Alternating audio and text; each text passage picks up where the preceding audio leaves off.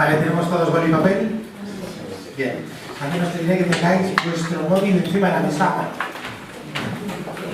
Herramienta fundamental. Vamos a empezar con la clase de hoy.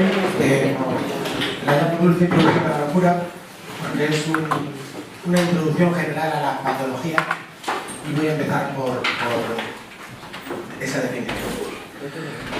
Lo que pretendo hablar hoy va a ser, después de una apertura de intervención en TDAH, o sería una intervención en TDAH, vamos a hablar del concepto de trastorno, del estigma del trastornado, de la autoestima y el TMD, el trastorno desafiante, que es mi otra especialidad, y luego del control externo. Bien, me gustaría que en vuestros móviles apuntarais este teléfono que está en pantalla. Lo podéis localizar como Silvia o Silvia Focus. Os lo dicto para los que queráis, que es el 620 06 2010. 620 06 2010. Bien, quiero que escribáis en WhatsApp. Bueno, si alguien no tiene WhatsApp, se lo puede pedir a un compañero. No tenéis WhatsApp, ¿verdad? ¿Sí tenéis? Bien, ¿hay alguien que no tenga WhatsApp? Focus, puedes poner Focus o Silvia Focus. Bien, lo que vamos a hacer durante toda la charla va a ser lo siguiente. Lo que quiero que vosotros estéis haciendo constantemente es pensar qué le puedo preguntar. Todas las preguntas son válidas. Desde Javi, ¿te gusta la lasaña? Hasta algo que tenga que ver con el tema. O una pregunta de física cuántica, que a lo mejor no sé responder a alguna de nuestras preguntas, pero todas las preguntas que se os ocurran son válidas. Este es un juego para intentar que el aprendizaje sea activo. De nada sirve que yo os suelte un rollo, mientras vosotros estáis sentados e inactivos. Es la razón de que el sistema educativo falle estrepitosamente. Uno aprende haciendo, uno aprende pensando y uno aprende en actividad. Con lo que, si yo hablo y vosotros escucháis, yo aprenderé y vosotros casi nada. Y esto es un intento de hacer el aprendizaje bidireccional. Siempre que os ocurra una pregunta, lo apuntáis en el papel que tenéis delante. Cada 5, 10, 15 minutos yo pararé mi exposición y os daré un tiempo para que de las preguntas que habéis seleccionado enviéis por WhatsApp aquellas que pensáis que merece la pena hacerse público. Entonces, la de la lasaña, pues la dejaréis apartada y todo el resto de preguntas las enviáis por WhatsApp. Mi compañera Silvia las organizará y me las irá dando. De forma que no haremos una ronda de preguntas al final. La ronda de preguntas será constante. ¿Vale? Entendemos el juego. Todos tenemos el teléfono. Siempre pensando qué pregunta le podemos hacer. Escribimos y cada poco tiempo yo paso a preguntas. Bien, lo del sonido va a estar un poco complicado. Si veis que hay problemas, me hacéis el símbolo y lo arreglamos. Que merece la pena. Merece la pena escuchar y no estar aquí sin escuchar, que es una tortura. Vale, vamos con la apertura. Mapa de ruta. La apertura es un mapa de la intervención en TDAH, el tratamiento. El tratamiento en TDAH tiene dos columnas que son fundamentales, necesarias. Bueno, la palabra necesario es un poco extraño, porque necesidad quiere decir algo sin lo que no puedes vivir. Y el propio tratamiento del TDAH no es necesario. No es necesario para sobrevivir. Han sobrevivido toda la vida millones de TDAH sin ningún tipo de intervención. De hecho, si estáis aquí, seguramente es porque tenéis hijos con TDAH. Por lo tanto, el 45% de vosotros tenéis TDAH y habéis sobrevivido. No es ningún gran logro. Ocurre. Lo que ocurre es que en muchos casos, pues se sobrevive mal, se sufre un poco más de la cuenta. Y en los casos más extremos a veces se termina realmente mal, pero no es lo habitual. Sin embargo, como nosotros no solo queremos que nuestros hijos sobrevivan, además si pudieran ser felices mejor, es entonces donde sí que vamos a necesitar hacer todas las herramientas que podamos, todas las mangueras que puedan apagar nuestro fuego. Las dos primeras columnas son farmacología y psicoeducación. La farmacología tiene una eficacia a nivel ciencia muy brutal, muy grande y es absolutamente incomparable con nada. No habrá terapia nunca que compare la eficacia de la farmacología. Esto es lo primero que hay que decir. Sí que es cierto que lo que hace la terapia no lo hace la farmacología ni la nunca. Las pastillas no te enseñan nada. No hay nada que una pastilla te pueda enseñar. Pero también es cierto que a nivel biológico, a nivel bioquímico, la terapia no va a lograr lo que hace la medicación. Sin embargo, entre las dos columnas ocurre una cosa, que es que están en desequilibrio. La farmacología es muy barata, a pesar de lo que alguien pueda pensar, es tremendamente barata en comparación con todo lo demás. Es fácil de dar, fácil de administrar y relativamente fácil de regular. Por eso es la medida habitual la que se pone. Vas a la seguridad social y la medicación no es algo que sea un problema. Sin embargo, la otra columna, la psicoeducación, en general falla estrepitosamente. Me encuentro con chavales de 20 años que han sido diagnosticados a los 12, a los que le pregunto qué es el TDAH y me dicen lo de la atención. Y cuando, ya, pero ¿qué ocurre en TDAH? Me dicen lo de la dopamina. Y le pregunto, ¿qué es la dopamina? Y ahí se hace el silencio. De poco sirve a un TDAH saber qué es la dopamina. Le sirve a un neuropsicólogo, pero a un TDAH como tal no es lo que necesita saber. La psicoeducación siempre, o casi siempre, es incompleta. Además hay que tener en cuenta que la psicoeducación no es solo hablar de el TDAH, porque las personas no son solo TDAH, son un cerebro. Y en psicoeducación hay que hablar de todo el cerebro, de todo lo que ocurre. Lo que vamos a hacer hoy en el fondo es psicoeducación. Es aprender. Es psicoeducación porque es un modo docente. Una parte importantísima de la terapia es docente. Son estrategias de comunicación, es entrenamiento parental y conyugal, es un montón de formas de funcionar que van a evitar que nuestro grano se convierta en una infección, en una gangrena y al final en un brazo cortado. Porque el TDAH es un grano. Cuando digo un grano, quiero decir que en dermatología, los granos son patología, pero son lo que se llama patología fina, patología común, esta que tiene todo el mundo y que tampoco es tan grave. Lo que ocurre con un grano es que cuando se infecta, lo tienes que cuidar, porque si no lo cuidas, la cosa va a ir a peor, a peor, a peor, y al final te pueden amputar un brazo por un grano. El TDAH ocurre lo mismo. El TDAH en sí es un trastorno muy tonto, muy leve, pero tiene la característica de entrar a pilotes, y a medida que los pilotes se van pidiendo, aparecen nuevos trastornos y nuevos trastornos, y puede llegar un momento en que la cosa se nos vaya de las manos. Una pelotita de nieve que baja por una ladera es fácil de parar. Llega un momento en que es una avalancha, y la avalancha es muy difícil de parar.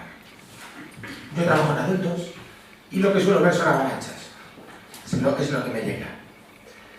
Vale, después de estas dos bases, vendría el primer piso. Siéntate, pasa. El primer piso es terapias de corte funcional. ¿Y a qué le llamamos terapias de corte funcional? A terapias para funcionar. No olvidemos que el TDAH no es un trastorno por déficit de atención. Es decir, eso es un poco tonto. Porque todos los trastornos tienen un déficit de atención. Si yo estoy deprimido, no atiendo. Si estoy maníaco, no atiendo. Casi todos los trastornos tienen una fijación en la atención. Con lo que el nombre trastorno por déficit de atención es un nombre muy mal puesto, es casi un chiste. Y de ahí también mucha polémica. Mucha gente que dice trastorno por déficit de atención. Y dice, no, pues, eso es decir, es como decir trastorno por inadaptación. Es absurdo. Lo que realmente es el TDAH es una disfunción ejecutiva, que no es lo mismo. Por supuesto que tiene afectada la atención, pero es una disfunción ejecutiva. Y el ejecutivo central, es el aparato que nos sirve para tomar una decisión, planificar lo que vamos a hacer, la tarea. Pues quiero comprar un coche, planifico cómo, cuándo voy a comprar el coche. Inicio la tarea, mantengo la motivación durante la tarea, la termino y la evalúo. Todo esto es el ejecutivo.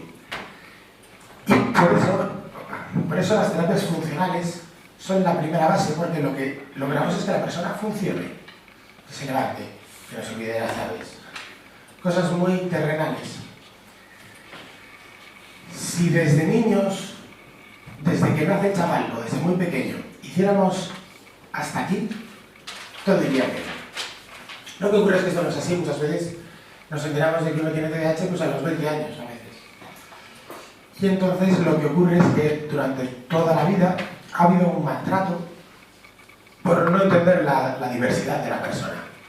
Y es entonces donde tenemos que coger el último piso, que son las terapias de corte emocional, que en principio no son para TDAH, sino para todos los dolores que el TDAH te ha generado a lo largo de la vida, que habitualmente son muchísimos. En adultos la terapia de corte emocional muchas veces es más importante que la de corte funcional, porque muchas veces los adultos han sobrevivido, han compensado. Llegan a consulta, ya tienen un trabajo, ya tienen una pareja, y de alguna manera son capaces de estar ahí. A veces dependientes del control externo, a veces tirando de ansiedad de una forma brutal, a veces tomando 28 cafés al día, a veces trabajando en determinados trabajos que lo permiten, como pintor. El hecho es que el adulto a nivel funcional más o menos suele estar estable, hay excepciones. Entonces realmente lo que le están haciendo daño es toda la carga que lleva en su mochila. Y por eso las terapias de corte emocional son importantes, llegado a este momento. ¿Cómo estamos activados? Vale, dejad los bolis y poneros de pie. Quiero que busquéis un compañero. Quiero que extendéis la mano con el compañero, con la mano como yo. Que cerréis los dedos. ¿Conocéis el juego de los chinos? Pues una partida de 3. El primero que llegue a 3 puntos gana. ¿A los chinos? ¿No conocéis el juego de los chinos? Pues tenéis que pisar el dedo del compañero. El primero que llegue a 3, ¿vale?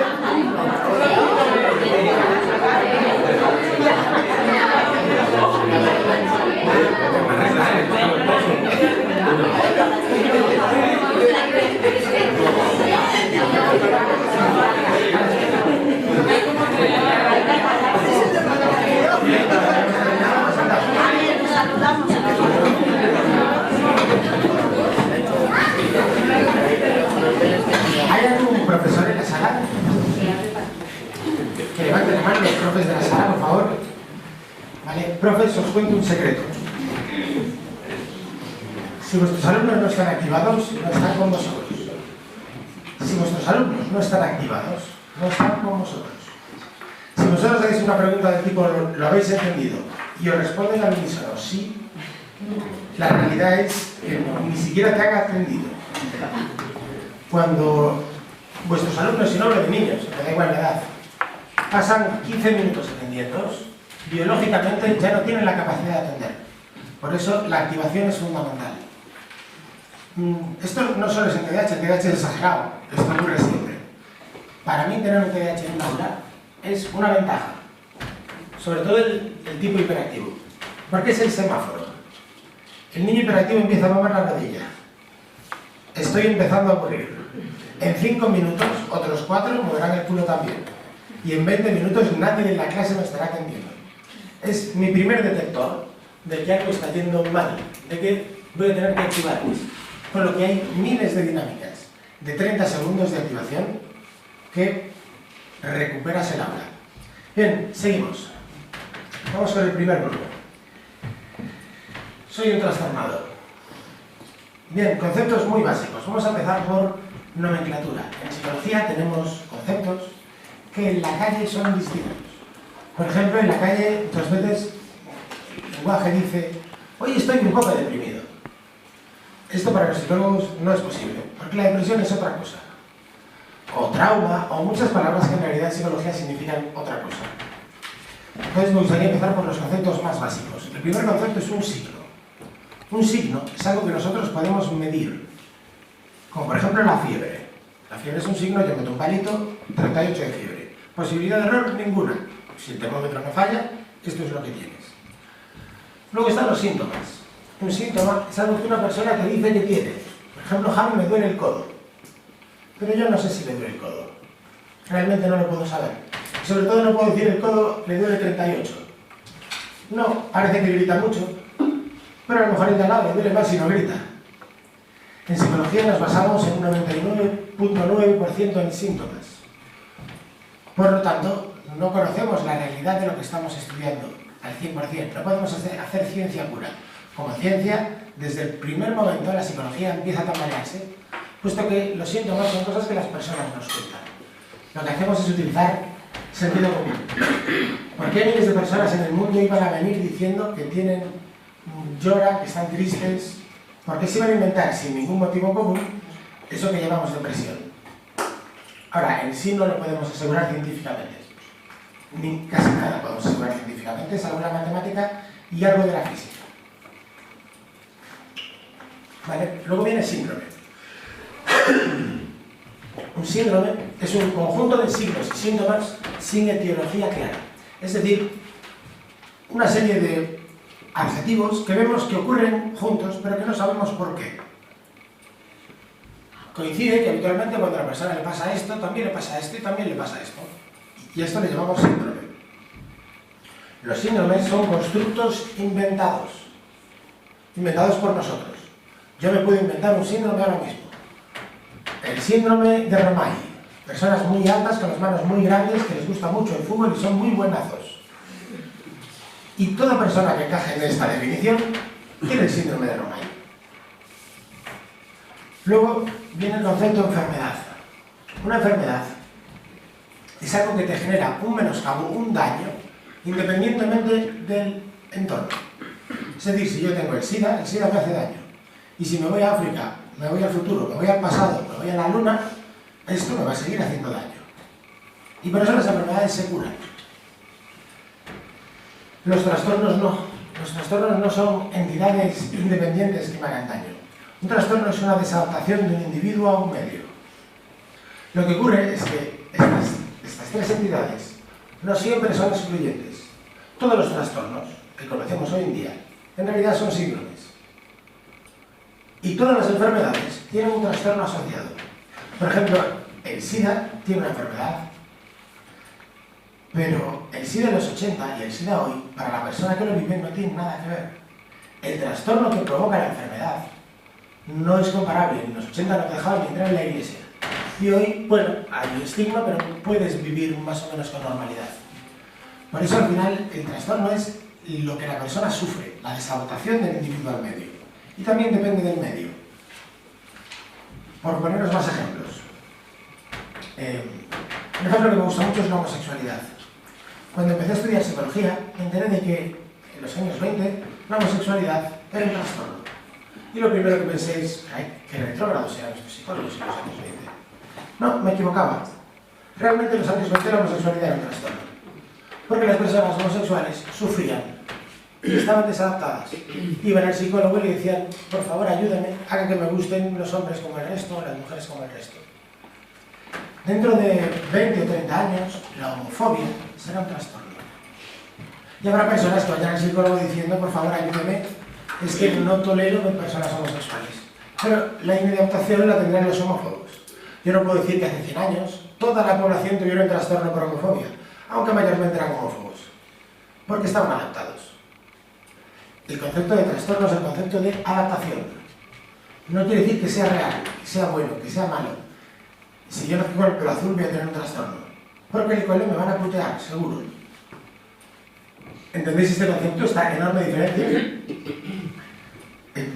La diferencia entre síndrome y trastorno es que el trastorno tiene que provocar sufrimientos, tiene que provocar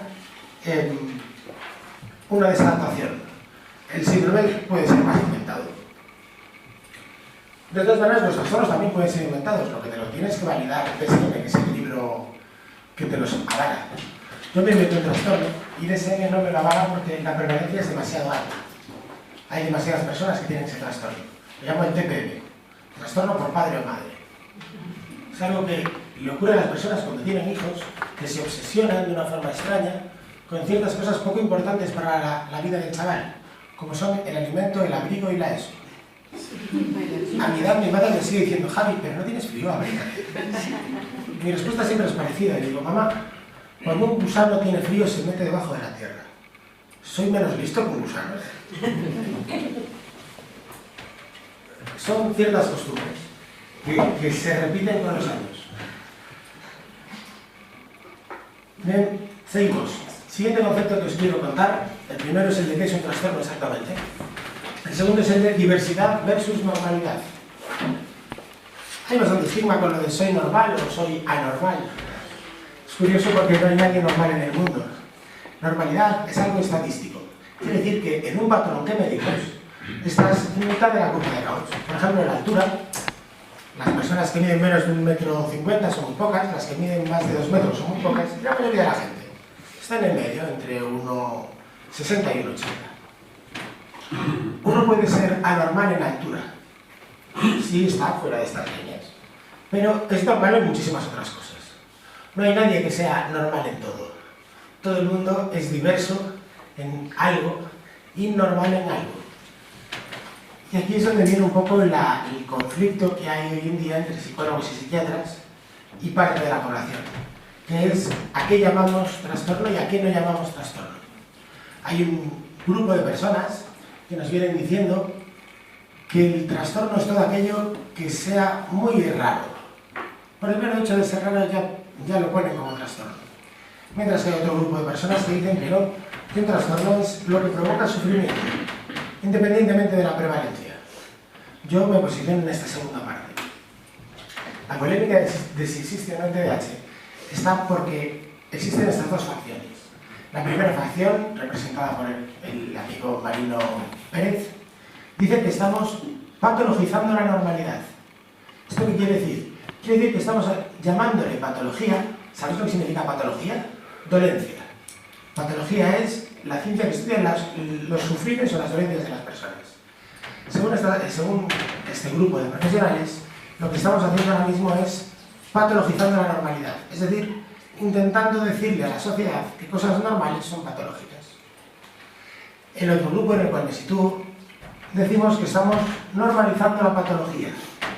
Es decir, poniendo la patología encima de la mesa como algo normal, como ocurrió en el resto de las disciplinas.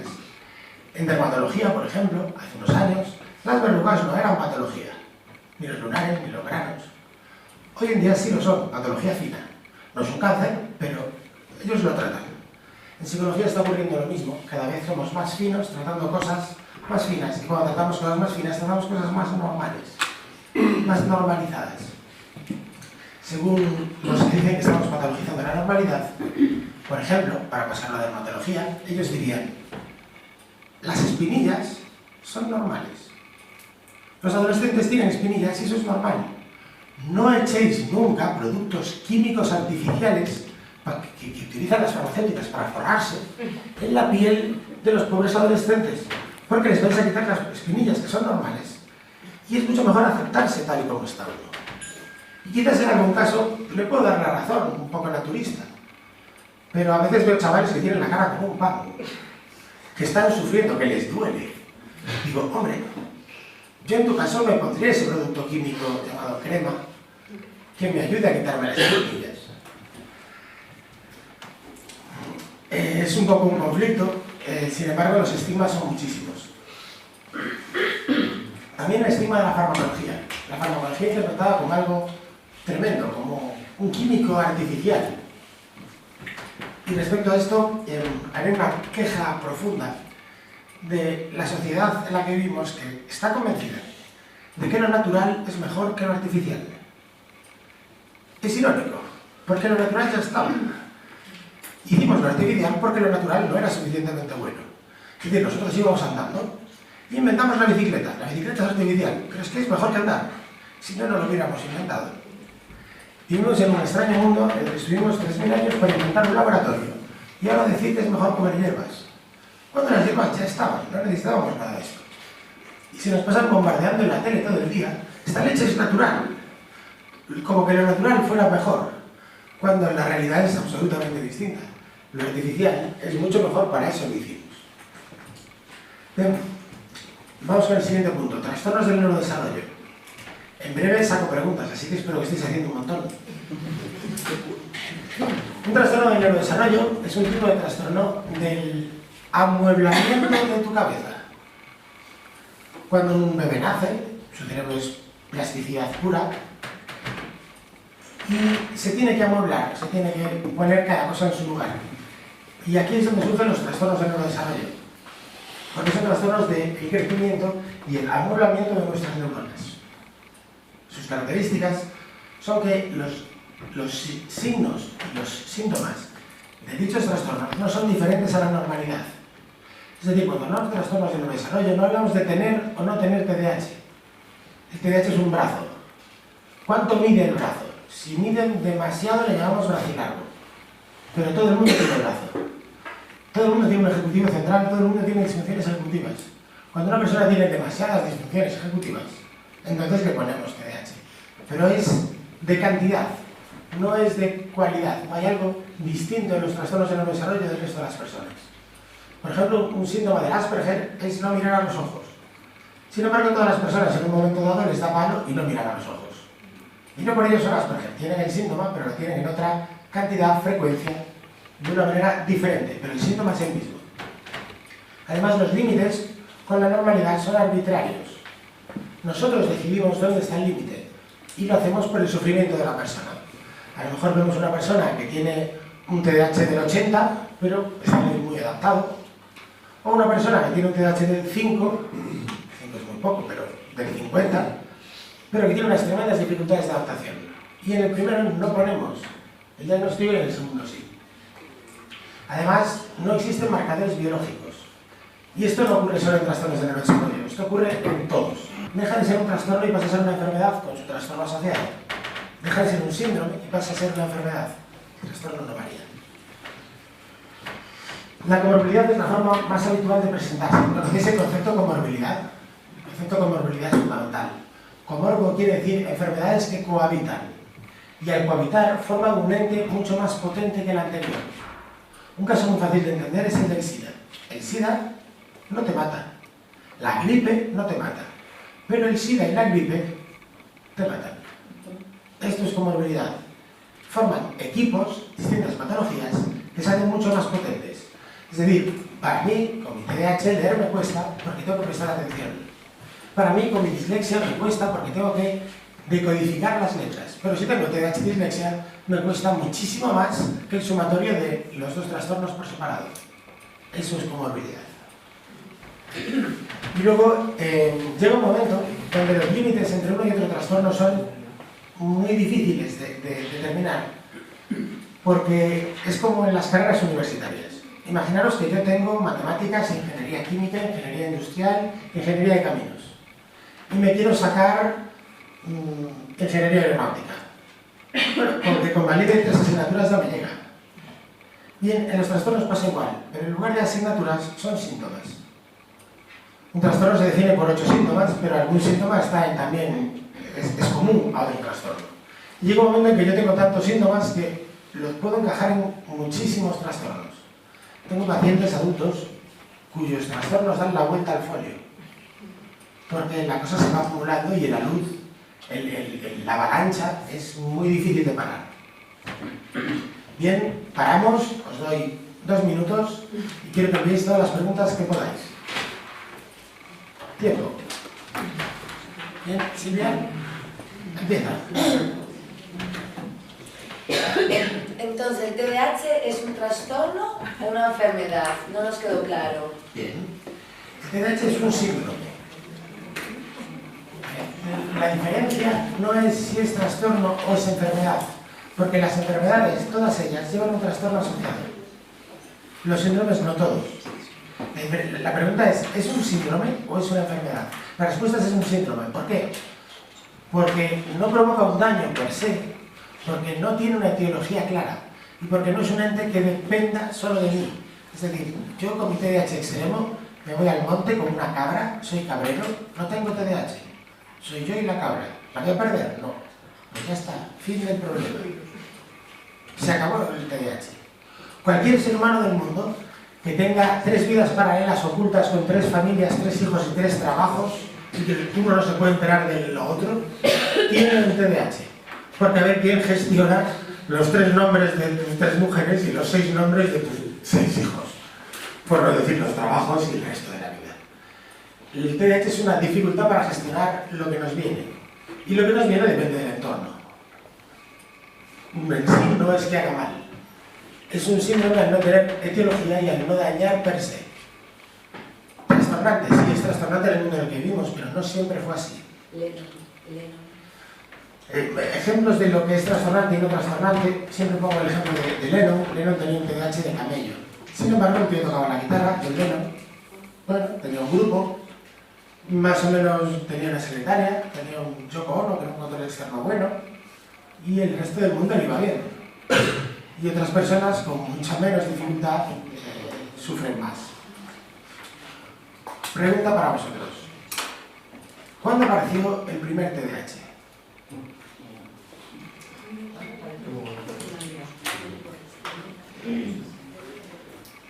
¿A alguien se le ocurre cuándo empezó a haber TDAH en el mundo? Cuando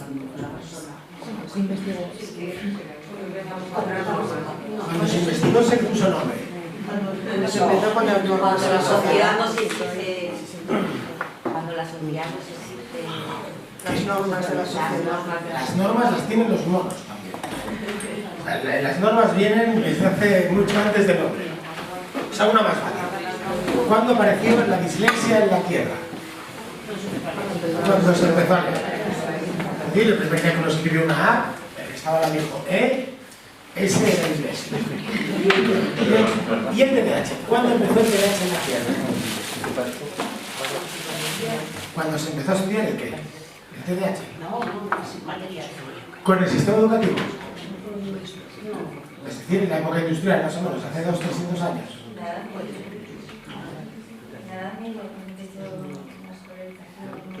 La media empezó después de la escolarización, o sea, la escolarización empezó después, pero en realidad el TDAH empezó mucho antes. El TDAH empezó en el Neolítico Superior. ¿Alguien de historia recuerda qué cosa muy importante para la humanidad sucedió en el Neolítico Superior? El fuego. No. El fuego empezó antes del ser humano. Antes de ser homo sapiens ya teníamos fuego. Antes nosotros éramos nómadas. Y hubo un momento en el que, por necesidad, por supervivencia, empezamos a cultivar. Y es entonces donde es el mayor cambio de la humanidad realmente. Es el gran cambio en el cual empezamos a salirnos del mundo de la naturaleza y hacer cosas artificiales. Es decir, en lugar de recolectar y cazar, vamos a cultivar nosotros y a granjear nosotros. Y esto provocó un cambio brutal, donde la evolución de los individuos antes tenía un sentido y desde ese momento tiene otro sentido. Las personas con TDAH eran muy útiles antes de este periodo de asentamiento, porque la impulsividad era buena entonces. Las personas con TDAH tenían, por ejemplo, la utilidad de la caza. En la caza, yo ahora mismo pongo toda la carne en el asador, yo ahora mismo hiperfocalizo en mi presa, yo ahora mismo cazo la presa y yo ahora mismo me la como. Y pasamos a un sistema donde yo todos los días voy a cultivar, haciendo exactamente lo mismo, durante muchas horas, para dentro de 9 meses recolectar un aprobado o un suspenso. Y eso era algo que a los TDAH nos venía fatal. Eso de tener que esperar 9 meses para recolectar no era para lo que habíamos nacido. Habíamos nacido para ahora cazar, ahora comer. Y el corto plazo era nuestra medida. Además teníamos la tremenda ventaja de reaccionar por impulsos, de forma que salvábamos muchísimas veces a nuestra manada. Pensar que en la selección natural no quiere decir que sobrevive el que mejor se adapta, sino que sobrevive la manada que mejor se adapta. Pero a lo mejor hay miembros de la manada que no están hechos para reproducirse, que tienen otra función pero que tienen que estar.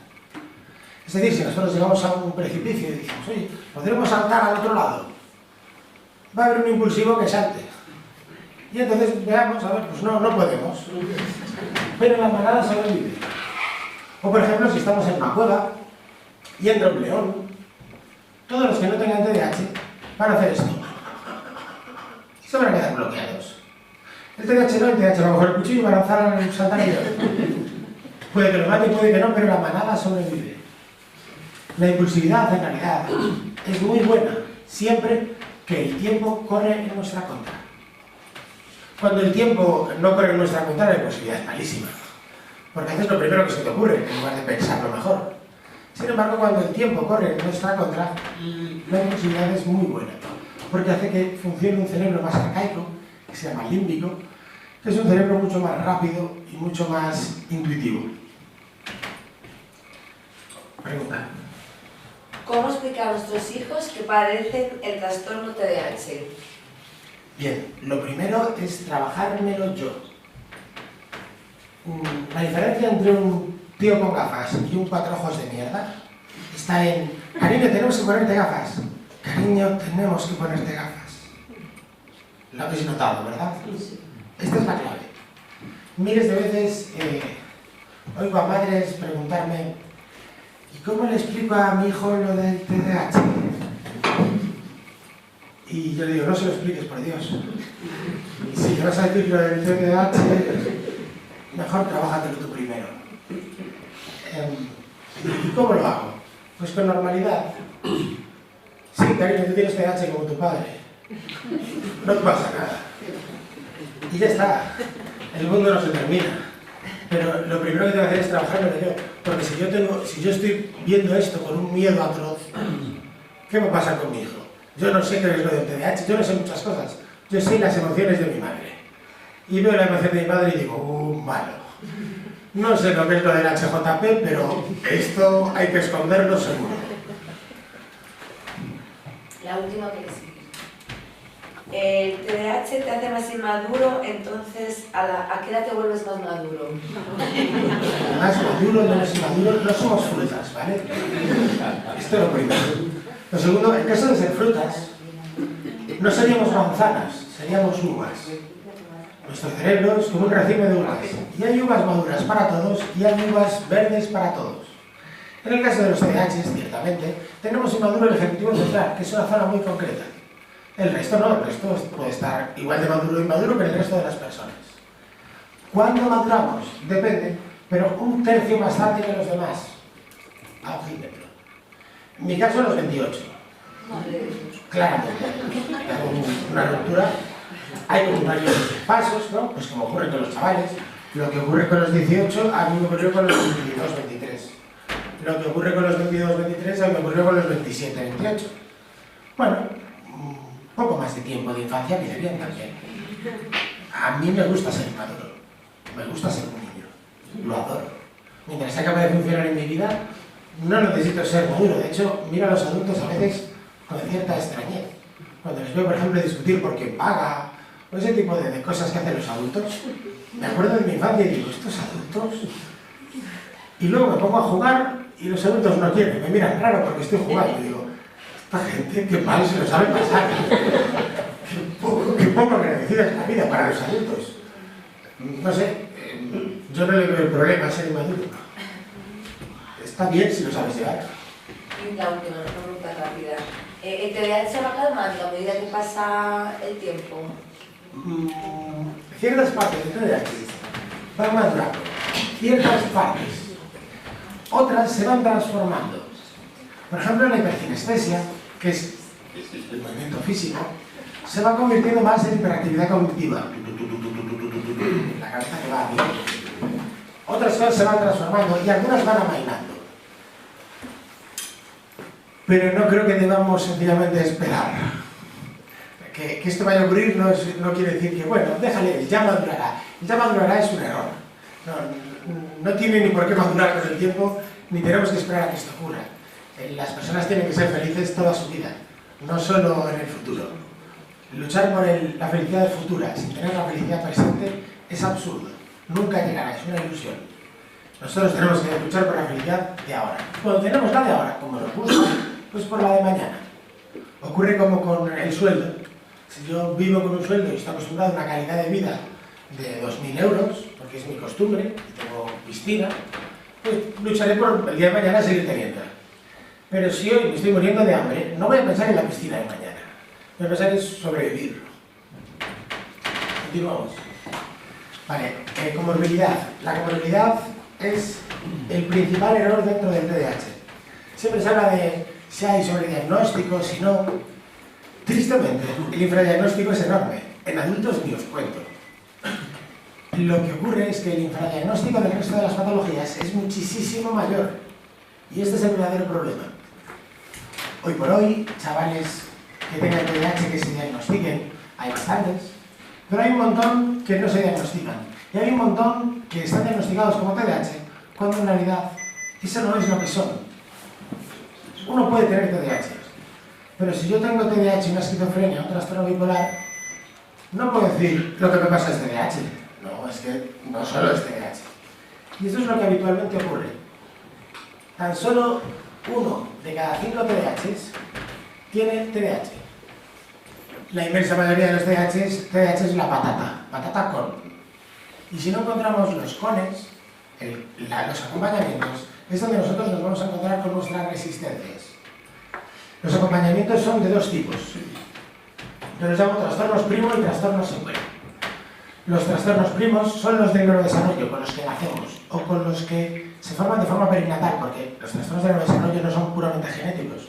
Hay una parte perinatal que es fundamental, de momento embarazo y post-embarazo. Luego están los trastornos secuela, que es los producidos por el maltrato de la vida, los que en realidad podrían haber sido solucionables o podrían haber sido evitados. Voy a contar un detalle, una anécdota que cuenta mucho. ¿Se me está escuchando bien? Sí, sí. Es de un adulto con una señora de 45 años que me llega a la consulta y me dice: Javi, desde hace 8 meses tengo TDAH. Mi respuesta es la misma que la vuestra, que es una risa entrecortada, y digo: no. Ya le digo yo a usted que no, que esto no es posible. Entonces me insiste que sí, que tiene TDAH. Tiene un hijo de TDAH, por eso la conocía. Y que desde hace 8 meses ella tiene TDAH. ¿Y qué pasó hace 8 meses? Bueno, hace 8 meses pillé a mi marido en la cama con otra. Puede ser un evento traumático, pero desde luego TDAH no provoca los eventos traumáticos, así que insisto en que no puede ser. La señora insiste, traigo a su familia, a sus sobrinos, traigo a mucha gente y hago una evaluación y todos me aseguran que efectivamente cumple criterios sobradamente para tener TDAH. Y que hace 8 meses no los cumplía. Me sigue sin encajar, busco otras opciones, lo mando al médico, pienso en demencia senil, el médico me dice que estoy loco. Después de 3 meses de evaluación, de investigación, un día repasando las notas, sus notas académicas, me doy cuenta de que algo que mi dislexia no me dejó ver el primer día, porque los profesores escriben a mano. Tendrías que escribir las notas, las anotaciones en el ordenador. Bueno, no sé de esto, que divago. Me di cuenta de que esta chica en sexto tenía escrito: esta chica es estupenda, magnífica. En quinto, esta chica va muy bien. En cuarto, esta chica va bastante bien. En tercero, esta chica, bueno, va más o menos bien. Y en segundo, una retalía así de boli rojo, en letra pequeña, que decía: esta chica es insoportable, no la aguanto, no puedo con ella. Y el primero, 3 cuartos de lo mismo. Así que llamo a la persona a consulta y le digo: ¿qué pasó en segundo de GB? Y ella me responde: yo no recuerdo nada antes de tercero de GB. Creía que nadie recordaba nada antes de tercero de GB. ¿Tú sí? Digo: yo sí. Pues yo creí que nadie lo recordaba. A mí esto me huele a trauma gordo, así que lo mando con una compañera mía que trabaja aquí, que hace una cosa que se llama PR, y al cabo de un par de meses vuelve y me dice: Javi, ya sé lo que pasó en segundo de primaria. La profe me pegó con un atizador incandescente. Y es en ese momento donde yo hago todo el puzzle y donde lo encajo. Efectivamente, esa señora tenía razón y tenía TDAH. Lo que pasa es que su profesora de segundo de primaria le curó el TDAH. Se lo curó como a tantas otras personas de generaciones pasadas, a hostias. ¿Qué es lo que realmente pasó en esta persona? Lo que realmente pasó fue... ¿Habéis visto la película del revés? Sí. En la película del revés lo que se hace es disociar la tristeza. Es decir, coger una emoción que se llama tristeza y meterla en un cajón y no sentirla. Esta señora disoció enfado. Esta señora se enfadó con su profesora, lo que recibió le asustó muchísimo y nunca más pudo volver a enfadarse. Como no tenía enfado, no podía defenderse de los demás y se convirtió en una persona sumisa, complaciente y ansiosa. Hice todo lo que la gente me dijo durante toda mi vida. Lo único que elegí en mi vida fue mi carrera. Hice todo lo que mis novios y mis maridos me mandaron siempre. Siempre estuve ansiosa, con un palo metido de arriba abajo, tiesa, tiesísima. Y ese estrés postraumático hizo que el TDAH no saliera, porque la ansiedad inhibe el TDAH. Es decir, si yo le digo a uno de vuestros hijos: aquí tienes 1 millón de euros, si no pierdes las llaves te doy 1 millón de euros, no pierden las llaves. Y por eso el día de la excursión se levantan sin problemas, o para jugar a la consola no tienen problemas de atención. Porque el TDAH solo afecta en estímulos medios, no en estímulos altos. Y esta señora vivió toda su vida con estímulos altos. Y por eso hace 50 años el TDAH en las aulas no era tan presente. Porque el sistema de la Mara era una muy buena cura para el TDAH. Obviamente los efectos secundarios no molaban, pero para lo que se refiere a que el niño se mueva, era maravilloso. Si solo miramos esto. Claro. Bien, vamos con trastornos del desarrollo que quiero que tengáis siempre en cuenta, porque por aquí es por donde van los tiros. Los primeros son, extrañamente, muy conocidos y muy ninguneados, los trastornos de aprendizaje. La dislexia, por ejemplo, la dislexia no consiste en que ves como ves, ni que las letras te vayan. La definición es mucho más sencilla. La dislexia es cualquier persona que lea peor de lo esperado rango de edad. Fin. Si un chaval no lee bien, y tú has hecho lo mismo que con el resto de los chavales, tienes la misma inteligencia y no hay nada más, eso es dislexia, no hay más. No es falta de base, no tienes que ponerle a leer hasta reventarle y hasta que lo odie. Eso no va a ayudar. Si un chaval es cojo, vaya, veo que te falta base en caminar, vamos a dar vueltas al patio corriendo. Es que le falta base caminando. Mira que mal camina fatal. Venga, ponte a caminar más. ¿Vamos a conseguir que este chaval camine bien? ¿O que ame caminar? Va a odiar caminar, porque está cojo y le estamos jodiendo, dándole vueltas al patio. Este es el problema. Cuando yo tengo un chaval con una dificultad y otro sin dificultad, por ejemplo, un retraso. Hay chavales que tienen retraso en el aprendizaje de la lectura y otro chaval tiene una dislexia. ¿Cómo los diferencio? Muy sencillo, hago una intervención. El chaval que tiene un retraso avanza rápidamente. El que tiene una dislexia, no. Avanza a duras penas y recibe cada vez más manía. Por eso no merece la pena pelear, merece la pena esquivar, y sobre todo en el mundo en el que vivimos, donde escribir a mano es algo que hacemos rara vez. No sé la última carta que escribisteis vosotros. Yo creo que fue cuando tenía 16 años a una chica. Escribimos o por el ordenador o por el móvil. Con lo que la disgrafía nos la podemos saltar. Las faltas de ortografía, 3/4 de lo mismo, hay correctores. Es decir, tenemos que adaptar el mundo. Yo no he leído un libro en mi vida. Nunca, jamás, no he podido. Tengo una dislexia enorme. Y tengo 3 carreras. Se trata de encontrar otros caminos para llegar al mismo lugar. Nada más. Los trastornos de aprendizaje son un hándicap brutal en el sistema educativo. Y el sistema educativo en el mundo en el que vivimos es un evento fundamental. Cuando llegas a casa de tus abuelos, no te preguntan qué tal de amigos, te preguntan qué tal de notas. Y digo tus abuelos porque ya son los buenos, no te cuento el resto del personal. El siguiente es el TEL, el trastorno específico del lenguaje. Si hace 15 años el TDAH era el gran invisible, hoy por hoy lo es el TEL. Montones de chavales vienen diagnosticados como TDAH porque no atienden, pero no es que no atiendan, es que no entienden. Y claro, cuando uno no entiende, parece que no atiende, porque el gesto es el mismo. Pero cambia totalmente. Un TEL, imaginaros que vosotros sabéis inglés. Habéis aprendido, tenéis el first y sabéis inglés. Y yo de repente me paso al inglés. Vosotros sabéis inglés, pero si yo hago esta charla en inglés, os va a costar más. Os va a costar más energía, tenéis que andar traduciéndola. Esto es lo que pasa en TEL. Cuesta muchísimo más, uno tiene que estar, espera, a ver, está diciendo esta persona traduciendo, y si utiliza una palabra un poco rara, lo perdiste. Si no intervenimos sobre esto, si no modificamos esto, al chaval le estamos destrozando. Porque no está entendiendo nada. Pero a mí algo muy significativo de las personas con TEL frente a otras personas es que cuando yo le pregunto al chaval, oye, ¿estás entendiendo lo que digo? Yo percibo que no me está entendiendo. Le pregunto, oye, ¿me estás entendiendo lo que digo? Los chavales que no tienen TEL te mienten. Te dicen, sí, aunque no lo estén entendiendo. Los chavales que tienen TEL, que ya están hasta los huevos de no entender, te dicen, no se corta, no te estoy entendiendo.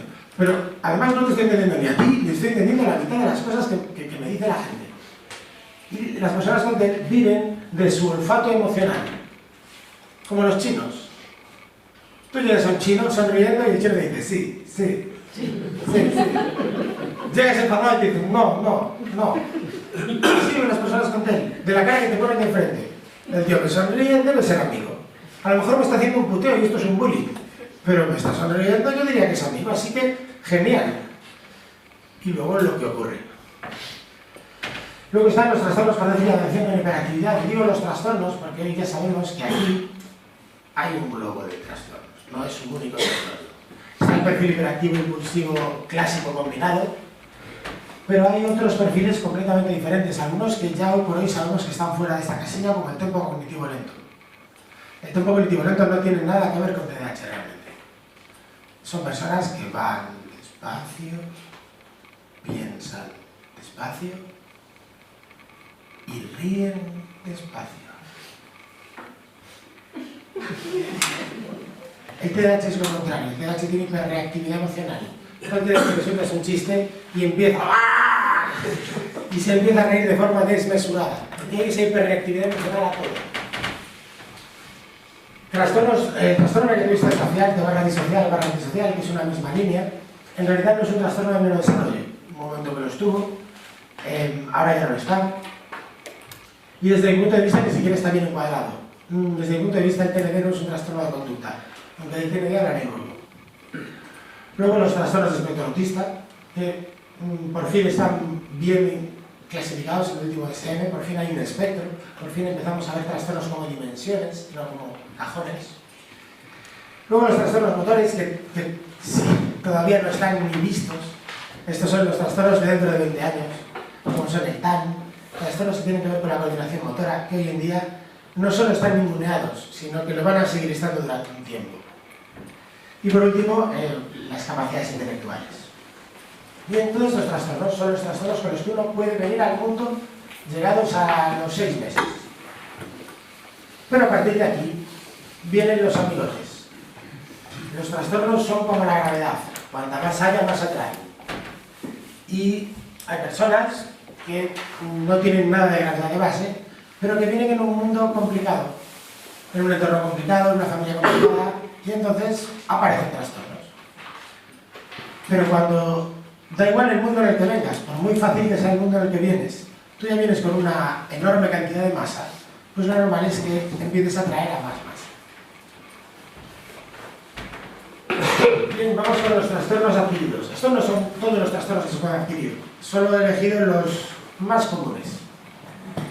Los primeros son trastornos afectivos o trastornos del apego.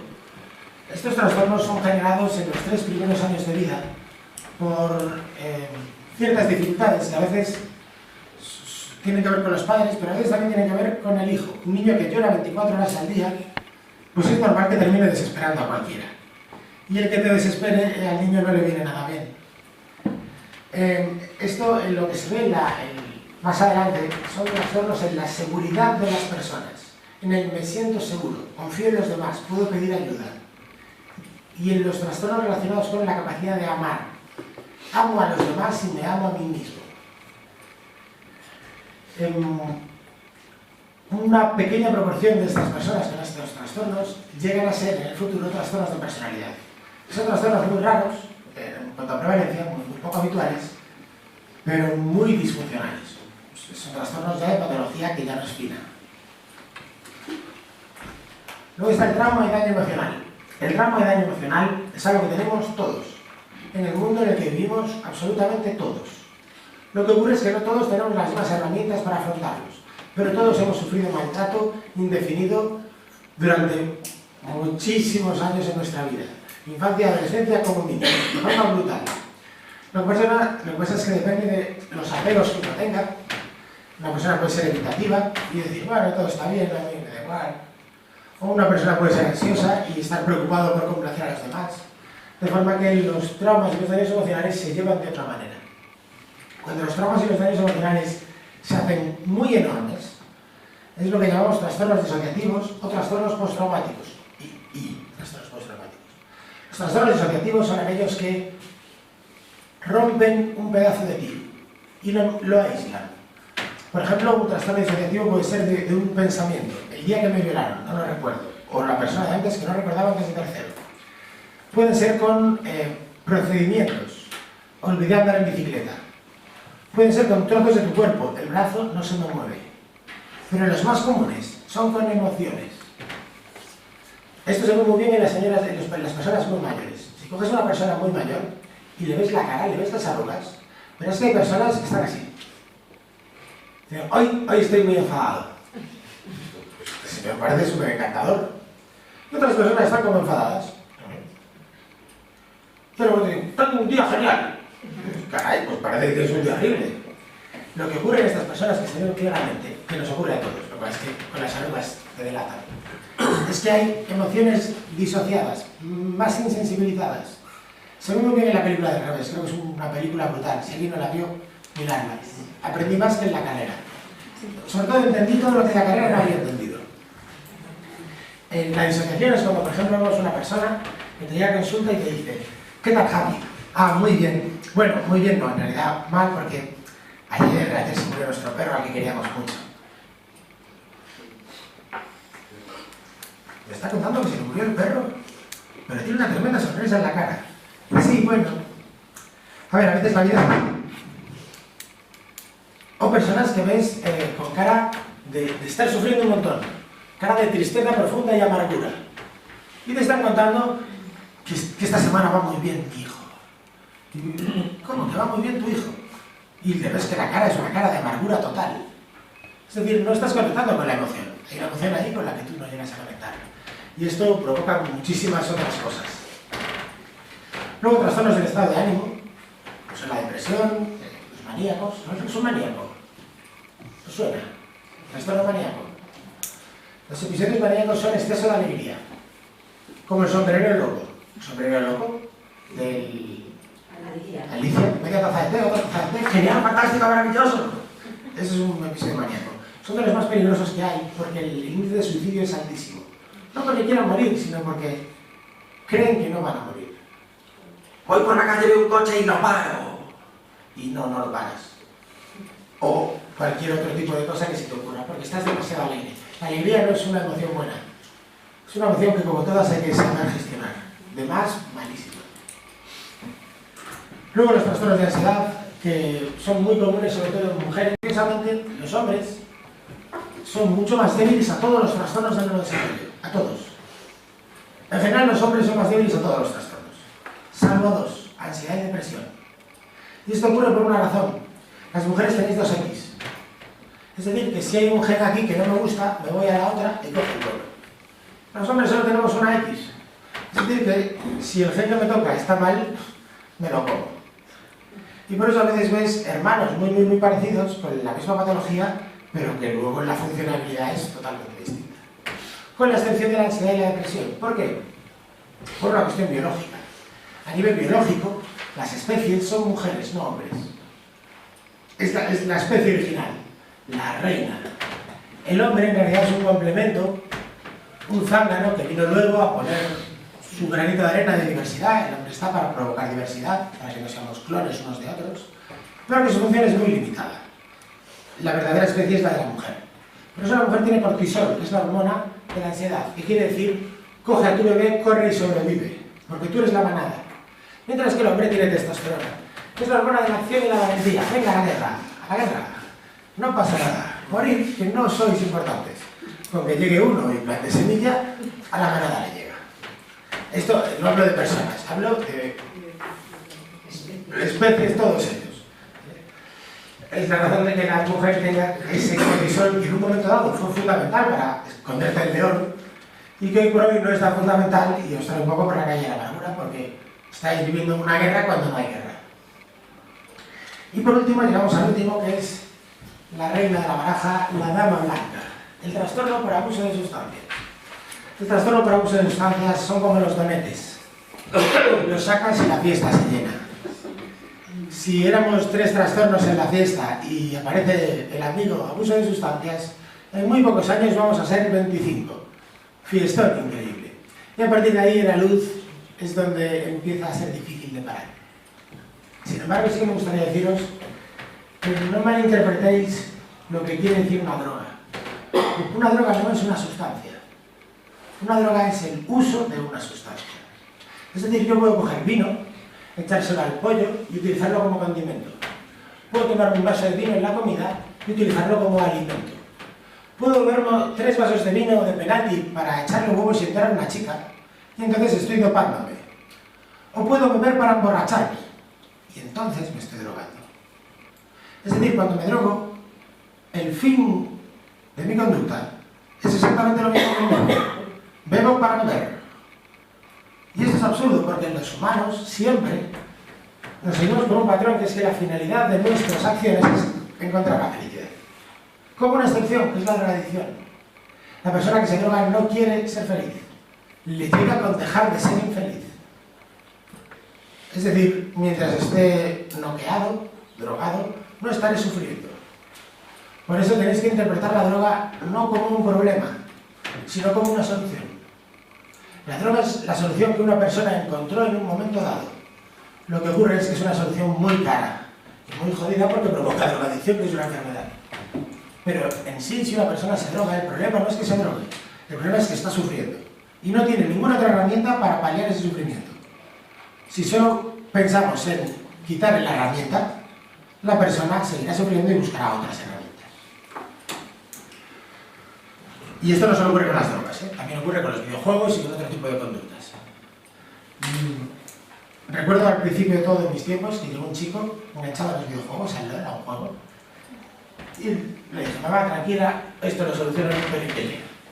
Tiré de mi conductismo inepto y inexperto, y en 2 semanas el chaval ya no juega a los videojuegos. Javi, ¿cómo lo has conseguido? Es un crack. Tranquila, no pasa nada. Un mes después el chaval estaba enganchado a los porros. Obvio. Yo cometí el tremendo error de no preguntarme, ¿y por qué este chaval está tantas horas con el ordenador? No me hice esa pregunta. Era novato. Antes de modificar una conducta, siempre lo primero que tenemos que hacer es resignarnos. La conducta está sucediendo y va a seguir sucediendo. ¿Por qué sucede? Es la pregunta clave. Y una vez que entendamos el por qué sucede, podemos modificarla, sustituyendo sus necesidades. Si no hacemos esto, la estaremos liando. O como mínimo le estaremos poniendo en una situación de riesgo, porque este chaval podría haberse enganchado al deporte, que también hubiera estado mal, pero estás arriesgándote. ¿Vale? 2 minutos y lanzáis preguntas. ¿Es posible curar la dislexia si te la detecta muy tarde? ¿Cómo podría mejorarla? Vale. Lo primero, curar y dislexia, error. Se curan las enfermedades. Se adaptan los trastornos. La pregunta que me quiere hacer esta persona es, no, soy disléxico y tengo 30 años. ¿Podré leer algún día? Bien, eso depende de 2 factores. Factor 1, la educación de la dislexia. Este es el fácil. Factor 2, intervención emocional. ¿Por qué yo no leo? A mí me diagnosticaron mi dislexia a los 29 años. Anda huevos. De hecho, me lo diagnosticó una compañera de trabajo. Al ver que, ¿cómo me parezco a este paciente? Es igual que yo. Y le pasaron las mismas cosas que a mí. Y de repente me miró y me dijo, ya, pero te has dado cuenta que él tiene la tremenda dislexia. Dije, ya, y yo no. Y en ese y yo no, ya puse una cara que dije, ¿no? Luego me lo valoraron efectivamente. Había una tremenda dislexia y eso fue lo duro del sistema educativo, ¿no? El TDAH. El TDAH en el sistema educativo, un poco problema de conducta, un poco problema de organización, pero no es gordísimo. Lo verdaderamente gordísimo son las dificultades de aprendizaje. Respondiendo a la pregunta, lo realmente difícil de tener 30 años y superar una dislexia no es hacer una reeducación, es enfrentarte a tu trauma, al libro. Yo veo un libro, me encantaría pasaros por wifi la sensación que tengo, pero es como que nace del estómago y como si el estómago se me empezara a dar la vuelta y me fuera a salir por la boca. Solo con el libro, Y ya si miro las páginas que tienes de estos gorditos, bueno, una maravilla, me voy por la pata abajo. Enfrentarse a esto es muchísimo más difícil que hacer una reeducación para la dislexia. Digo con la edad.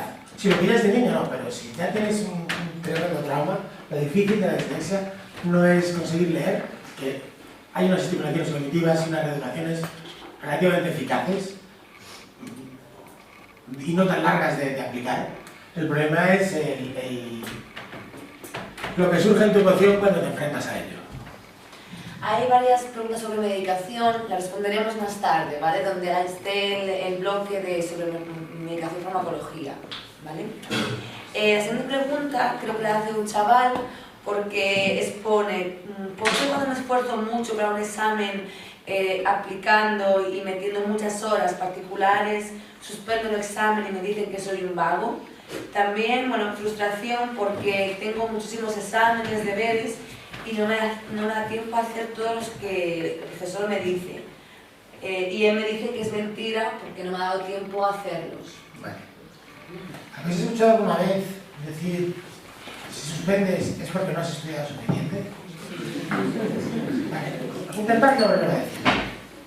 Porque no lo sabéis. Hay veces que uno estudia porque no ha estudiado suficiente. Pero incluso en esas veces, a lo mejor el chaval no es capaz de ponerse a estudiar. Recordar que dentro de aquello de la decisión ejecutiva, tomo una decisión, la planifico, hay un punto que es inicio de la tarea. Hay chavales que su tremenda dificultad está en arrancar, en iniciar. Dicen, no, es que no se puede estudiar, no, porque su dificultad es arrancar. Imaginaros que yo quiero tirar una pared a cabezazos. Y empiezo, boom, boom, boom. Y el que está al lado me dice, no te esfuerzas lo suficiente. Y yo, me esfuerzo más. ¿Qué va a ocurrir inexorable e inevitablemente? Que me rinda. Y diga, yo no soy ningún buen agujereador de paredes, así que voy a abandonar el sistema de agujereador de paredes. Sin embargo, si aparece alguien y me da un martillo, que dice, anda, pues con esta herramienta sí que soy capaz. Lo que quiero decir a los chavales es que jamás estudien demasiado. Es mucho peor estudiar demasiado que estudiar demasiado poco. El sistema educativo tiene una gran característica, que es que solo fracasa el que se rinde. Es así. Yo cuatripití un año, o sea, 4 años. Cuatripití el mismo curso. Y allí seguí. Y si tú sencillamente continúas, al final llegas. Solo continúa. No pasa nada. ¿No quieres estudiar? No estudies. Continúa. Preséntate a los exámenes, inténtalo. Y si los exámenes se parecen muchísimo a los siguientes, llega un momento que te sabes el examen. Tú solo continúa. Y llegarás a donde quieras.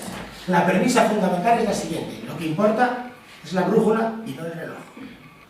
Marca una dirección en tu brújula. Quiero ser, me da igual, fontanero. Bien, pues allá voy. Que me sale mal, no pasa nada. Continúa, tú solo continúa. Y si te estás agotando, si te estás frustrando, estudia menos. Para no frustrarse. Porque si estudias de más te retiras, dirás, si ya he hecho todo lo que podía hacer y no lo he logrado, mejor no hago nada. Y entonces entramos en fracaso escolar y abandono escolar. Si puedes, intenta buscar otras herramientas, obviamente, otras formas de estudiar, otras formas de afrontar exámenes. Eso te va a ayudar, no te digo que no. De hecho, seguro. Pero creo que lo más importante es no estudies demasiado. No agotes tus energías. Y a los papás os digo 3 cuartos de lo mismo. Esto es una carrera a largo plazo. Diagnóstico. ¿Vamos a invertir ahora todo nuestro dinero, toda nuestra energía y todo nuestro tiempo? No. Esto es una carrera a 27 años. Si tienes 7, a 20 años. No podemos desgastarnos ahora todo. Lo importante es estar ahí y continuar. Y si sale mal, bueno, sale mal, no pasa nada, continuamos. Y si es adolescente, tiene apatía, es apático, eso quiere decir que ya se esforzó de más. Y por eso está apático, por eso tiene indefensión aprendida, por eso dice, ¿para qué voy a si total? ¿Para qué voy a estudiar si total ya he dado todo lo que yo creía que podía dar y aún así he suspendido? Es lógico. Si tiene apatía, esto es un trabajo muy difícil, no os voy a poder explicar ahora porque cuando llegamos al final del camino de la indefensión aprendida, al chaval que mira para el suelo y todo le parece una mierda en la vida, aquí es que hay montones de cagadas a lo largo de toda la estructura y corregirla va a ser muy difícil. Vas a tener que hacer una intervención con papá y mamá los primeros, enorme, tremenda, y dejar al chaval de lado porque el chaval ahora mismo no está para tonterías, ya bastante tiene con lo que tiene. Y una vez que papá y mamá puedan cambiar su forma de ver el mundo, hay que empezar con el éxito cero. El éxito cero quiere decir que necesita éxitos y hay que bajar la expectativa del éxito. Si tú quieres que yo me acerque a la mesa y yo soy este chaval que tiene indefensión aprendida, con que yo me mueva así un poquito me dices, muy bien, coño, ya estás ahí, estás casi en movimiento, casi estás en movimiento. No sigo en el mismo sitio, pero no importa, tengo un éxito. Necesita infinidad de éxitos. ¿Y da igual en qué? Big Box, RAM, me da igual. Si es que no importa el qué. Necesita éxitos. Por eso los videojuegos son tan buenos en ese sentido, porque al menos ganan ahí. Necesitan victorias para salvar ese estado de apatía total. Dos más, ¿vale? ¿Vale? ¿Cómo se puede mejorar la disgrafía en la edad adulta? La disgrafía depende, a ver, cuando hablamos de trastorno de la escritura, en realidad nos referimos a un montón de matices. El último desarrollo lo hace bastante bien, porque son muy precisos. Es decir, yo tengo una disgrafía, dificultad para escribir, y luego matizo. Discaligrafía, disortografía, en puntuación, en organización del contenido del texto. Dependiendo de dónde estén nuestros fallos, vamos a tener que hacer una intervención u otra. Lo que es para la caligrafía es bastante sencillo, en realidad. Hay unas metodologías de mejorar la letra muy eficaces, que no mejoran tu letra siempre, solo cuando quieres. Obviamente, tengo mi letra buena y mi letra mala, pero que son suficientes para pasar el tal. La más difícil de reeducar diría que es la estructura en el texto, la estructuración de textos. El resto se va salvando, y las faltas de ortografía hay correctores. De verdad, de las faltas de ortografía el sistema educativo no tiene ningún sentido. Y la ley además ya no lo permite. Hay un punto máximo de falta de ortografía y a partir de ahí, bueno, tú ya sabes que cuentas con un 9. El disgráfico vas al 9, pero es al 9, no al menos 7.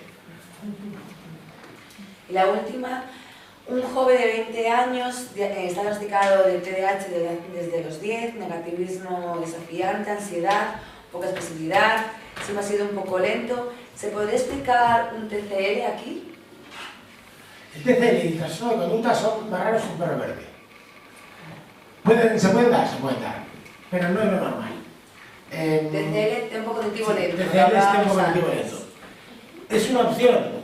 Sí, es una opción, pero no sería la opción más común. Habría que ver por qué hay ese TND habiendo un tempo cognitivo lento. Porque habitualmente el tempo cognitivo lento son personas inhibidas, poco impulsivas, muy metidas en su mundo interior, con dificultades por ansiedad social, no por cagarla socialmente constantemente, con cosas inadecuadas, sino por una timidez enorme. Podría ser, pero diría que el lentecimiento de esta persona es derivada del petate emocional que está teniendo que aguantar.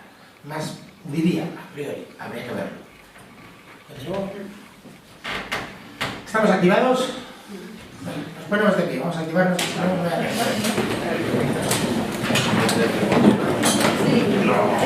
Vale, vamos a hacer un ejercicio muy sencillo, que consiste en ponemos los brazos cruzados hacia adelante, ¿sí?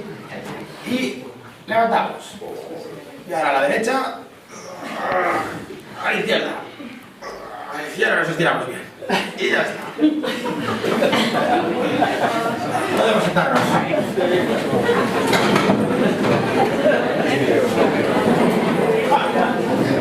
Vale. Cuando era chaval, los profes en el colegio me decían que estirar era de mala educación y que bostezar era de mala educación. Y hoy por hoy sabemos que lo mejor que puedes hacer como profesor es que tus chavales se estiren y bostecen, porque eso oxigena el cerebro y hace que empieces a funcionar y activarte. Vamos con el segundo nudo. Yo no estoy loco. Yo no estoy loco es la frase que me suelen decir los chavales después de mi diagnóstico. Porque, bueno, yo soy bastante provocador y suelo meter el dedo en la llaga. Y cuando les diagnostico, siempre les pregunto, oye, ¿cómo te sientes? Bien. No, lo digo porque hay un tío aquí delante que está escribiendo en un papel y firmándolo, diciendo que eres un trastornado. ¿Qué se siente al ser un trastornado? Si veis cómo la cara se le va desencajando, y siempre les dicen lo mismo. Pero yo no estoy loco. Y mi respuesta es, ¿y los locos creen que lo están? ¿Cómo sabemos si estás loco o no estás loco? ¿Cómo sé yo que no estoy loco? Lo sé. Qué complicado. Levantad la mano, por favor, todos los trastornados de la sala.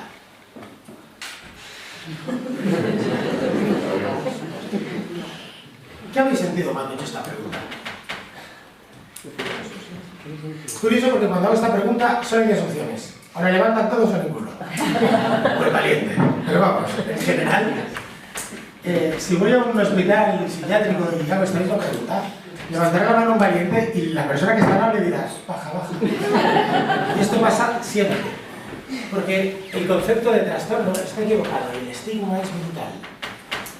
Ser un trastornado, la gente me dice, no, Javi, yo no estoy loco porque yo veo la realidad tal y como es. Mi respuesta es, si ver la realidad tal y como es signo de cordura, la cordura no existe. Porque no hay nadie en el mundo que vea la realidad. Nosotros vemos nuestra baja mental de la realidad, pero no la realidad. Es una construcción que hace nuestro cerebro. Con lo que esto no me vale. ¿Y entonces cuál es la diferencia entre la locura y la cordura? Esto es mucho más fácil de lo que parece. ¿Sabéis cómo se define la salud? Como ausencia de enfermedad. ¿Conoces a alguien que no tenga ninguna enfermedad? Es decir, alguien, por ejemplo, en la piel, ya que estamos con dermatología, que no tenga narices, ni granos, ni manchas solares, ni lunares. No existe la salud. La salud es un término utópico, algo que no se alcanza. Ya para empezar, nos morimos, envejecemos. Con lo que la salud es imposible. No existe tal cosa. Lo que sí existe son enfermedades. Y en salud mental ocurre 3/4 de lo mismo.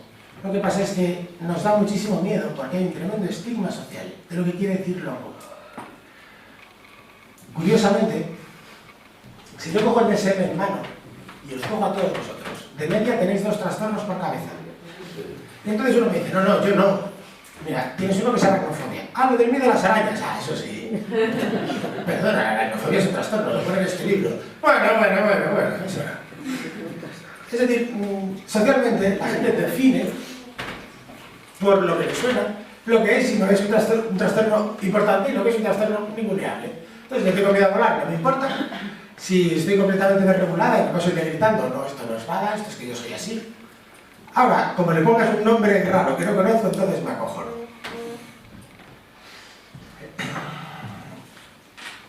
Una de cada 4 personas son profesionales, son personas que requieren intervención clínica. A esto le llamamos trastornos clínicos. 3 de cada 10 personas tienen trastornos subclínicos. Pero aquí hay una incongruencia. ¿Cómo definimos quién tiene un trastorno clínico y quién tiene un trastorno subclínico? Tan sencillamente como que las personas que tienen un trastorno clínico han necesitado de servicios clínicos y los otros no. Es decir, las personas que acuden al psicólogo, clínicos, las que no, subclínicos. Sin embargo, conocemos a personas que van al psicólogo por una aracnofobia muy leve y personas que están con una chota y no van. Y se supone que estos tienen trastornos subclínicos, porque no han acudido a ningún servicio, porque no lo han necesitado. Aquí lo vamos a necesitar entrecomillado. Para poder hacer esto bien tendríamos que decir, de las personas felices, y claro, si hiciéramos esto acotaríamos tantísimo la población que sería muy complicado de decirlo. Lo que realmente quiero decir en esta parte de los estigmas, y sobre todo empezando por el del loco, es que esto es algo que nos vamos a tener que trabajar nosotros. Que vamos a entender qué quiere decir tener un trastorno y asumir nuestros propios trastornos.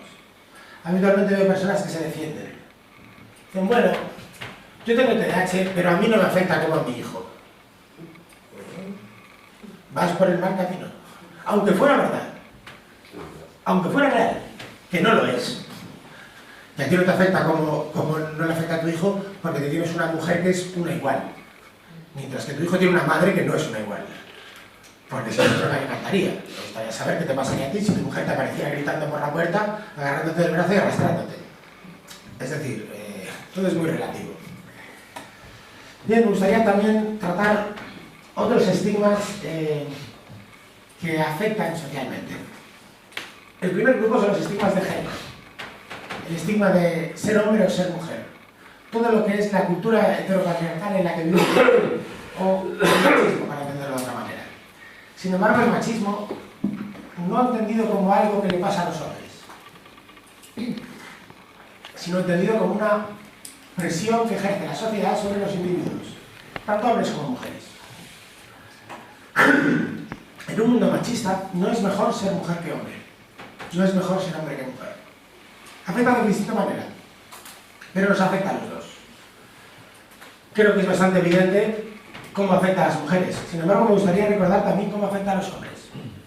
Las mujeres tenéis una ventaja frente a los hombres, que es que sois mujeres y no vais a dejar de serlo. Los hombres, sin embargo, tenemos una palabra que se llama hombría, que no hay mujería, hay solo hombría. Los hombres podemos dejar de ser hombres en un momento. De hecho, cualquier cosa que tú hagas te puede quitar hombría. Si de repente llega un tío y te quita a tu novia, te está robando tu hombría, eres menos hombre. Si no tienes una tranca hasta la rodilla, poco hombre. Si no eres valiente, poco hombre. Si tienes miedo, poco hombre. Como llores, te has quedado sin hombría. Y de repente dejas de ser eso que eres, hombre. Y por eso los hombres nos comportamos generalmente como butrules, haciendo el gallito a los 15 años. ¿Qué pasa? ¿Qué pasa?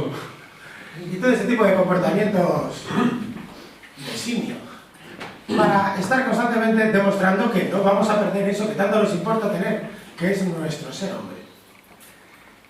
En el fondo, el machismo, incluso la violencia de género, no hay una víctima y un agresor. Hay dos víctimas. Solo que una está oprimida y la otra es una opresora, pero es una víctima también. Y después de esta bomba, siguiente estigma. El estigma del tonto y el listo. Veréis, todos los estigmas se basan en dos patas fundamentales.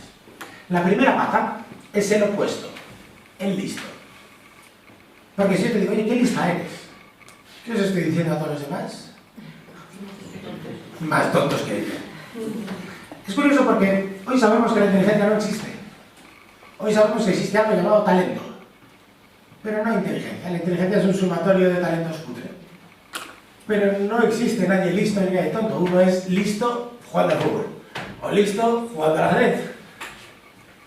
O tonto. Pero no es listo para todo y tonto para todo. Esto no existe. Las personas somos diversas. Recordad que los cerebros no son manzanas. Son racimos de uvas. Con lo que el definir a las personas como listas es lo que genera el verdadero estigma. La otra pata son los eufemismos. Un eufemismo es cuando cogemos una palabra e intentamos hacerla más pequeñita de lo que es. Como por ejemplo, ¿habéis visto a ese chico que es negrito? Negrito, poco negro. ¿Qué quiero decir con poco negro? A ver, no le llames negro en su cara. Porque claro, ser negro debe ser horrible. Por eso le ponemos el pequeñito. Esa es la otra gran pata y la utilizamos muchísimo. Rellenita, es cortito, pero esa cara como de bueno. Pero lo digo así, flojito. Y pensamos que el resto del mundo no se da cuenta de que lo que estamos diciendo es que eso que está pasando debe de ser terrible. Cuando ser gordo no es un problema de salud, otra mentira de la tele. La obesidad mórbida sí, pero se llama así, obesidad mórbida porque es un problema de salud, mórbido. Pero la obesidad no es un problema de salud. Un problema de salud es tener la autoestima por los suelos. Eso sí es un problema de salud. Pero vivimos en una sociedad que esto no lo permite. Volviendo al tonto y al listo, es curioso cómo la psicología lleva escapando del estigma durante toda su existencia. Al principio le llamamos imbéciles. Luego imbécil se convirtió en un insulto, así que tuvimos que cambiar a tontos. Luego tonto se convirtió en un insulto, así que tuvimos que cambiar a subnormales. Que también se convirtió en un insulto y pasamos a retrasados mentales, que también se convirtió en un insulto y pasamos a deficientes mentales, que también se convirtió en un insulto. Estamos en una carrera absurda. Y la carrera, en realidad, no es contra el tonto, sino contra el listo. Mientras haya listos, lo otro se convertirá en un insulto. Y esto además tiene un sumum en los años 80, cuando los Estados Unidos de América, USA, decide que va a solucionar el problema. Va a sensibilizar a la población. Y entonces crea una serie de televisión que se llamaba Con la fuerza del cariño. ¿La recordáis? Un chico pelirrojo que tenía síndrome de Down. Bien. El protagonista de esta serie se llamaba Corky. Cuando yo era niño nosotros nos insultábamos hablando de los Corkys. Es decir, el mundo fue una serie para sensibilizar al personal